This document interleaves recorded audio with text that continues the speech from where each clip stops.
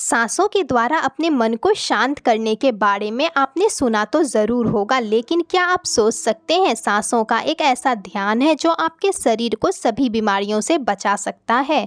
कई प्रकार के योग करके हम अपने सांसों का शुद्धिकरण कर सकते हैं और जो व्यक्ति हर रोज़ सुबह उठकर योग व्यायाम करता है वह बहुत ही स्वस्थ पाया जाता है। सांसों के इस अद्भुत विज्ञान के बारे में महात्मा बुद्ध ने एक कहानी के रूप में बताया। महात्मा बुद्ध के सबसे प्रिय शिष्य आनंद ने एक बार बुद्ध से सवाल किया, बुद्ध, आप हमेशा कहते हैं कि सांसों पर ध्यान लगाओ, लेकिन ध्यान तो हम किसी भी चीज़ का कर सकते हैं, जैसे कि अपने चलने पे, भोजन करने पर या फिर कोई कार्य करने पर। सांसों पर ही ध्यान लगाना क्यों महत्वपूर्ण है?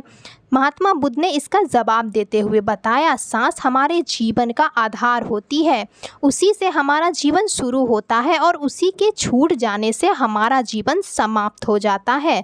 आनंद, अगर जीवन को समझना है तो अपने मन को समझना होगा और सांस हमारे मन और जीवन के बीच एक पुल का कार्य करती है।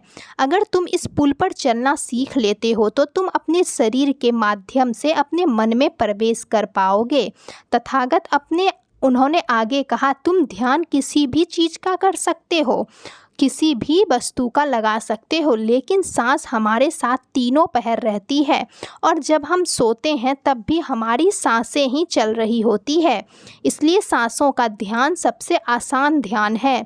उस ध्यान को तुम कभी भी कर सकते हो। सांसों का ध्यान सबसे आसान ध्यान होता है, तुम कभी भी कर सकते हो और सांसों के द्वारा अपने मन को समझना ज़्यादा आसान होता है, क्योंकि जब हम दुखी होते हैं, परेशान होते हैं तो हमारी सांसें अलग तरीके से चलती है, लेकिन जब हम शांत होते हैं, आनंद में होते हैं या फिर हंसते हैं तब हमारी सांसें अलग तरीके से कार्य करती है। इसलिए हमारे मन की भावनाओं को समझने के लिए अपनी सांसों को समझना होगा।